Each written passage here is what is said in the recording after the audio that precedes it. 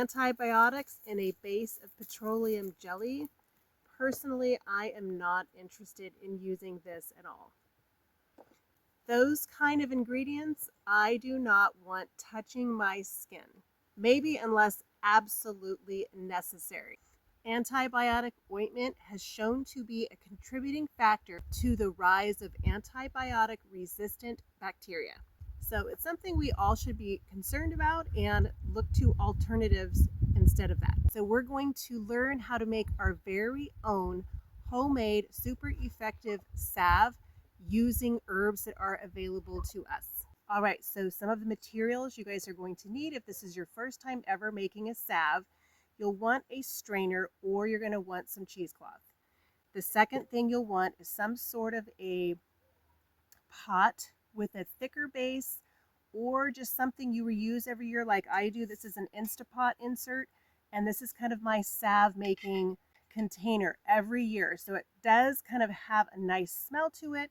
Even if I wash it really, really well, it still definitely has an herbal scent to it.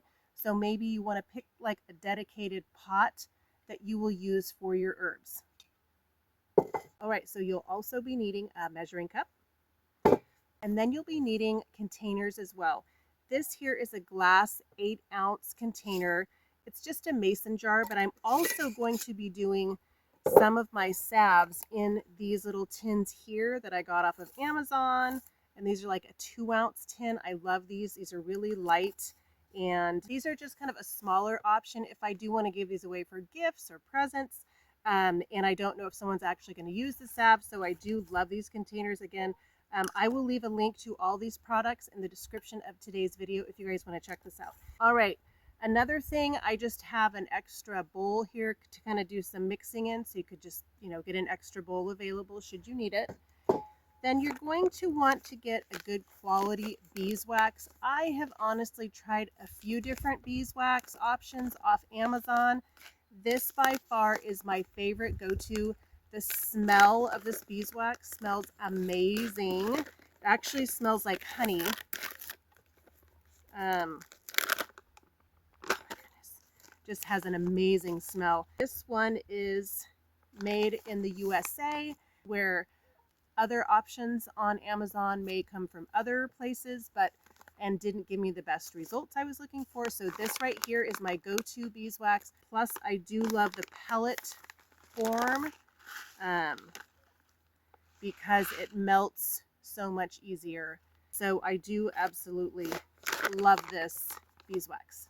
So for essential oils, I'll be using lavender and also tea tree oil because both of those have antimicrobial properties, antifungal, antibiotic, antiviral, and so that just adds to the potency of our herbal salve. All right, the next thing you're going to be needing is some larger mason jars. You'll also want some olive oil, like organic pure olive oil, so you can make your antibiotic oil. All right, so the most popular herbs to use for an antibiotic specific salve are going to be things like bee balm, yarrow, calendula, comfrey, and today I am using devil's club, but I also do use cottonwood tips as well, just because it's what is available in my area here in Alaska. So really it's going to be maybe area dependent, but you can always order dried herbs online and get them that way as well. So really the sky's the limit. Everything's at your fingertips. You just may have to order it if you're not going to pick it yourself. All right, so the first thing you're going to do, no matter what herb you do have, is you're going to get your mason jar.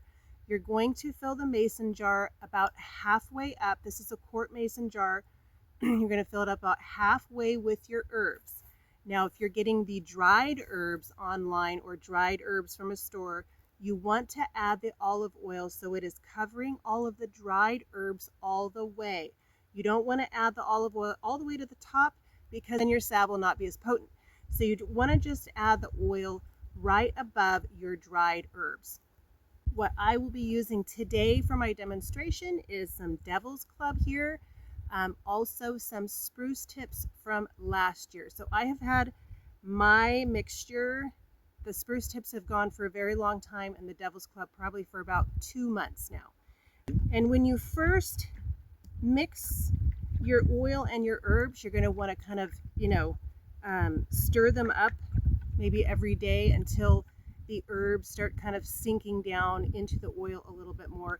Just that way you make sure that nothing on top is going to get moldy or kind of go bad. So you want to definitely keep an eye on your infusion, maybe the first week or two till it all settles down, just to make sure everything's looking good. So like the first couple of weeks, when I saw this, I'd leave it out somewhere. I was maybe the kitchen table. Every time I saw it, it was my reminder to give it a nice shake. So I would shake it once a day. That way you get stuff that settles on the bottom and you kick it back into the mixture. All right, so now let's go on to straining our infusion. All right, and just a side note, after you guys get the herbs infusing in the oil and you have that jar, you're going to want to always label your stuff. Whether that's, one of these or masking tape, you're going to want to put the date on it and what it is, because sometimes I'm guilty as charged where I think, oh, I'm going to remember this. There's no way I'll forget. And then, boy, a couple weeks go by and I say, how long has that been infusing for? I thought I would remember, and I absolutely do not.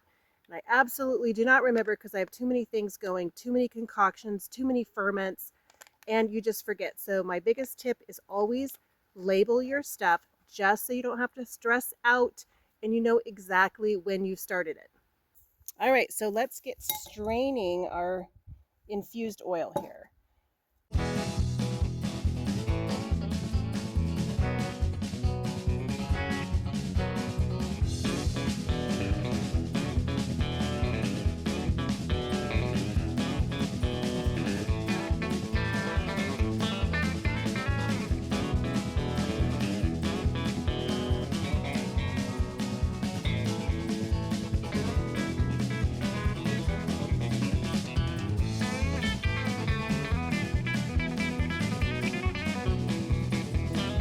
All right, so it's important to get the ratios perfect so you get the right consistency. So the typical ratio is going to be 1 to 4 or 1 to 5. And that is 1 part beeswax to 4 parts of your oil. And that, again, you don't want it to be too hard of a salve, but you don't want it to be too soft. So I'm going to measure. I've got 1 cup here. So you want that. I usually go with the 1 to 4 ratio. All right, so I've got 2 cups of infused oil, 3 cups, 4 cups. And you guys, if this is your first time making salve, don't be scared about it. I remember this is 5 cups total. The first time I made it, I was scared. I just didn't know what I was doing. I was kind of worried it wouldn't turn out. But there's a first time for everything. So I really encourage you guys, if you have never made salve, go make yourself some. All right, so I have my 5 cups of my infused antibiotic oil in here. So now we're going to kind of do the ratio. So usually I do 1 to 4 or 1 to 5. So that would be about a cup of beeswax or a cup and 1/4 of beeswax. All right, so I did about a cup and 1/4, and I just added my beeswax pellets right in there. And now what we're going to do is we're going to bring this to some heat, and you want to slowly heat this up. You don't want to get this hot. You don't want it bubbling. You just want a very, very slow simmer until the beeswax pellets melt. All right, so the pellets are slowly melting, and you just want to give it a stir as they slowly melt on the low heat. All right, so we're back outside here. You can see the pellets are completely melted. And what I'm going to do is just let this cool off just for a little bit before I add my essential oils. So we're going to let this just cool just a little bit. All right, so I'm ready to add my essential oils. We're going to go ahead and add some organic tea tree oil. Again, is super potent as far as antibacterial properties. So we're going to add, I usually do about 10 to 20 drops of the tea tree oil. And then I'll also be adding about 10 to 20 drops of my lavender. So now we're going to just stir up the essential oils into our mixture here. All right, so now that the mixture is all blended in, I'm going to get everything ready to pour the salves. So what I'm going to do so it's not so messy is I'm just going to use my measuring cup here to pour into the jars. And you see here that the wax will get cold really fast and turn to wax again. So you want to be kind of speedy on these.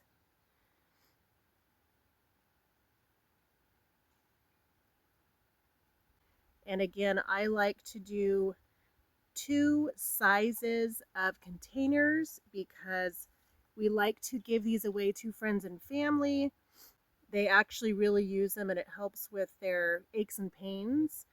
And then we also have a family of 6, so we like to have big jars of this in our medicine cabinet.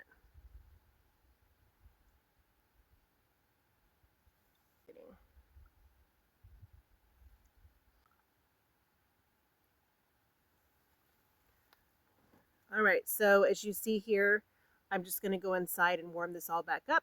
But for the sake of the video, we're going to just keep going here. All right, so the next thing you're going to want to do is you're going to want to let all of these cool down and get solid. Basically, they're turning into the salve. So I wouldn't cap them quite yet. I'm going to wait about, well, probably 10 to 20 minutes here in Alaska in May because it's not very hot out. And these will actually turn quite quickly. All right, so now that my salve is nice and hard here, I'm going to go ahead and start labeling the salve containers so we know what they are. And you can also put the date if you'd like. And then what my family of 6, what we do instead of reaching for the petroleum-based antibiotic cream, we always reach for our homemade salves because we know exactly what's in them. And we use it to treat things like minor cuts, scrapes, mosquito bites, burns, and basically anything topical. This is basically all we use in our family. So you guys go make your salves. Tell me how you're doing in the comments.